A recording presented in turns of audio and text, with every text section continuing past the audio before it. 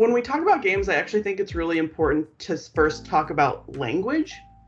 Because when we think about language, like our languages shape our understandings of our world, our places in them, our relationship with other beings. Like, when I talk to my students about this, even the words professor and student indicates some kind of relationship, some kind of responsibility or role with each of those words. And so when I think about games, I kind of think about these two different languages: the visual representational language of the game, which is kind of everything at face value, right? Character design, narrative, dialogue, the way the world looks, graphics, these types of things.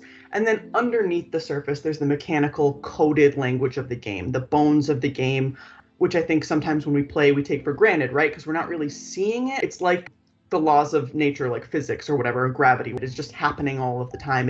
It dictates how we behave in the world.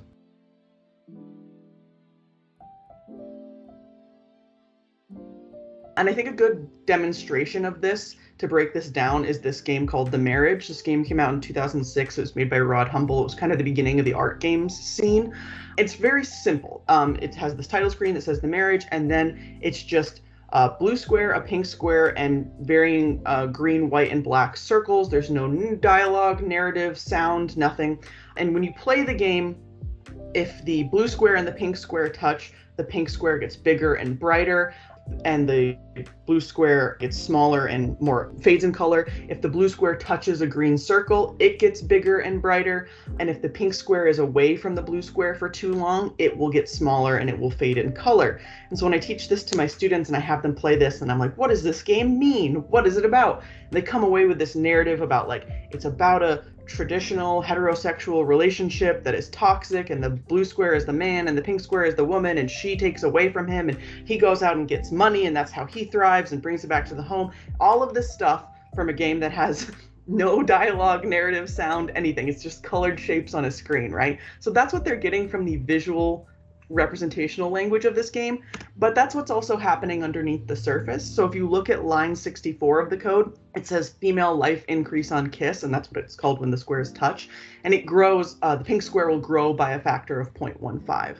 if you look at line 72, male life increase on kiss, the blue square will always decrease by a factor of negative 0.23. So even if visually we were to change both of the squares to blue, if you don't also address this underlying language, the same relationship is still happening, right? Maybe it's sending a different message because the visual language is different, but these two things often work with each other. Sometimes they reinforce each other, sometimes they undercut each other. So it's just good to be aware of these two different types of language that are happening in games and what they're telling us about characters in these spaces and how we should play and behave. And so games are operating in specific languages, and it's important to look at these languages and specifically how they are shaping Indigenous peoples in their spaces and how they're teaching players to view and relate to Indigenous characters in the world of games.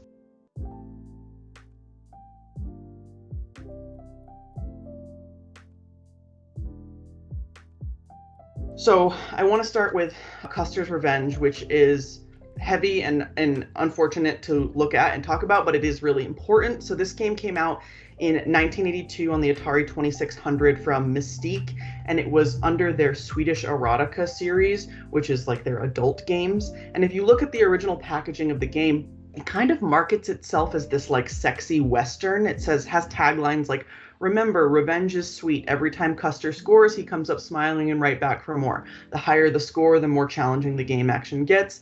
But when you actually play this game, what you play as is the image below. General Custer, nude, except for a hat, a scarf, and boots, and he has an erection. And the entire point of the game is to dodge arrows and get across the screen and rape this native woman whose name is Revenge, who is tied to a cactus.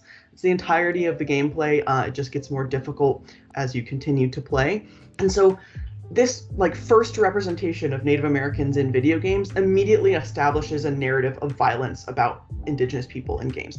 Violence is to be committed upon them. It's revenge. It's justified. It's almost romanticizing this rape narrative and turning it into some kind of romantic quest. It valorizes Custer and the Last Stand narrative and the quest for revenge, which we know is very much mythologized. This game, this land is my land, and we really see this attitude from players rearing its ugly head. This game has all kinds of issues with vague narratives of experience the frontier from the other side and you're a chief, as if all Indigenous peoples in North America had the same experience of colonization. There's no regional specificity. There's really no kind of narrative or background about who you actually are. But what is very clear is that you are playing as a Native American man, and he is the protagonist of the game. When this game was in very early alpha, these are some of the posts on the Facebook page of the game where it is clear that he is the protagonist. This is a fake-ass Red Dead Redemption. Spoiler alert, your whole team loses. What if I don't want to be a wagon burner? Can I be a cowboy? Is there a smallpox DLC? Can't wait to scalp women and children. So this is the attitude that players have of who Indigenous characters are in games, right? Who they're supposed to be, even when the game is telling us that explicitly that is not who this character is, and they're supposed to be the good guy, and you are supposed to want to play as them. It's not something players identify with. But Indigenous designers are trying to change all of this.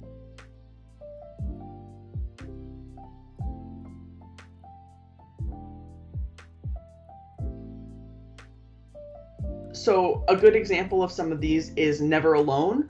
Never Alone came out in 2014, published by Eline Media and developed by Upper One Games in conjunction with the Cook Inlet Tribal Council of the Inupiat community of Alaska. And it's based on this tale about a young person whose village is being ravaged by a blizzard. And so they set out to find the source of the blizzard to stop it and help their community.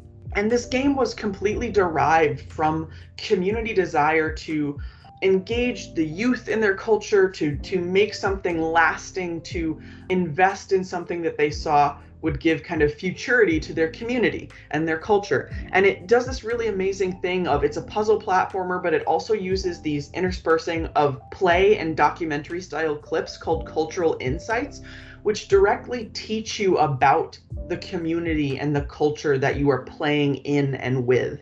It talks to you about the importance of the land and the relationship between people and environment, all narrated in the Inupiaq language, the whole game, and the cultural insights with English subtitles, and the cultural insights are in English.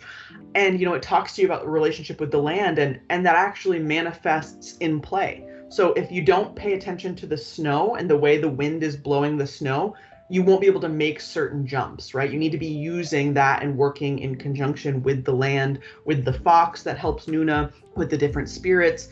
You know, it uses scrimshaw, like a traditional art form. It's very much made with and for the community that it is about. This is Hold My Hand by Nathan Palace Lines, and I really love this game.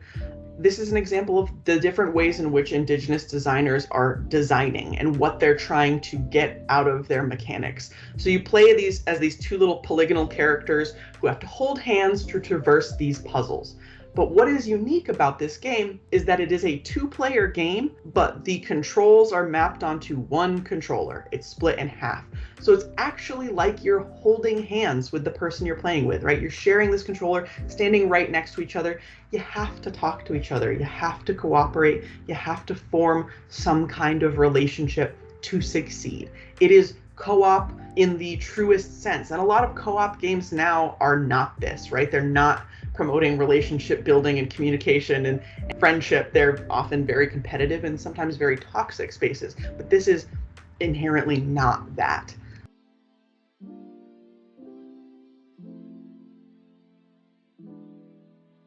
And then my own work, I have tried to intervene on this as well. And one of the first projects I did was ROM hacking the original Super Mario Brothers, because I wanted to see, like, how much can I indigenize a game that already exists? Something iconic as Mario that so many people know. And my pixel art skills are limited, so you have to excuse that. But one, I changed it so there's no more English in the game. I used Abenaki language to put into the game.